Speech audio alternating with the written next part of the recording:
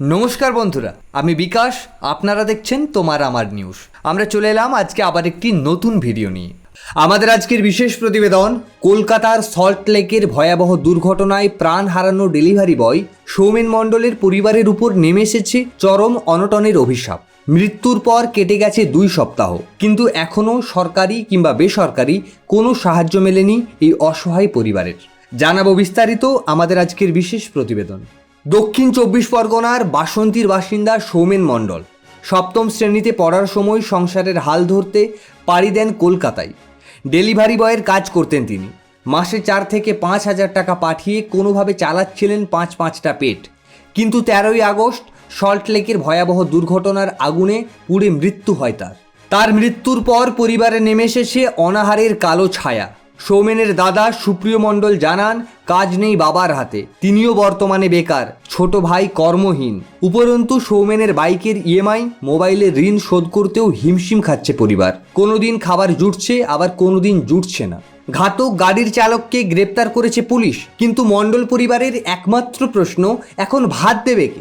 সরকারি সাহায্যের আশায় দিন গুনছে তারা। সৌমেনের অকাল মৃত্যুতে শোকাহত পরিবার আজ অভাব আর ঋণের জালে জর্জরিত। প্রশ্ন একটাই, দুর্ঘটনায় দোষী ধরা পড়লেও ভুক্তভোগীর পরিবার কি কখনো পাবে ন্যায় ও ভরসার আশ্বাস? সম্পূর্ণ প্রতিবেদনটি নিয়ে আপনার কি মনে হয় কমেন্ট করে জানাতে ভুলবেন না।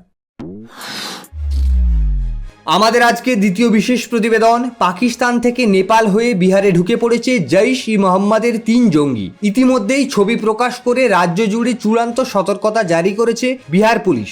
জানাবো বিস্তারিত আমাদের আজকে দ্বিতীয় বিশেষ প্রতিবেদনে। গোয়েন্দা সূত্রে খবর, জঙ্গিদের পরিচয় জানা গিয়েছে। এরা হলো পাকিস্তানের রাওয়ালপিন্ডির বাসিন্দা হুসনাইন আলী, উমরকোটের আদিল হোসেন ও বহালপুরের মোহাম্মদ উসমান। এরা সবাই জৈশ-ই-মোহাম্মদ জঙ্গি সংগঠনের সক্রিয় সদস্য। সূত্র অনুযায়ী চলতি আগস্টের দ্বিতীয় সপ্তাহে পাকিস্তান থেকে কাঠমান্ডু পৌঁছায় এই 3 জন। সেখান থেকে সম্প্রতি বিহারে অনুপ্রবেশ করে তারা। 3 জঙ্গির খোঁজে তল্লাশি শুরু করেছে বিহার পুলিশ। সদর দপ্তর থেকে সমস্ত জেলা পুলিশ কর্তাদের কাছে ইতিমধ্যেই সতর্ক বার্তা পাঠানো হয়েছে। সীমান্তবর্তী 7টি জেলায় বাড়ানো হয়েছে নজরদারি। পুলিশের দাবি, নেপাল সীমান্তে 729 কিলোমিটার উন্মুক্ত অংশই এই মুহূর্তে সবচেয়ে বড় মাথা ব্যথা। সীমান্ত পারাপার তুলনামূলক সহজ হওয়ায় অনুপ্রবেশের জন্য এটি একটি হটস্পট হয়ে উঠেছে। 3 জঙ্গির ছবি প্রকাশ করা হয়েছে। পুলিশ ও গোয়েন্দা সংস্থা সবাইকে সতর্ক থাকার আবেদন জানিয়েছে। কোনো রকম সন্দেহজনক কিছু চোখে পড়লেই যেন সঙ্গে সঙ্গে খবর দেওয়া হয় প্রশাসনকে। বড় কোনো নাশকতার ছক কি বিহারে তৈরি হচ্ছে? নজর এখন গোয়েন্দা সংস্থাগুলির তদন্তের দিকে। সম্পূর্ণ প্রতিবেদনটি নিয়ে আপনার কি মনে হয় কমেন্ট করে জানাতে ভুলবেন না।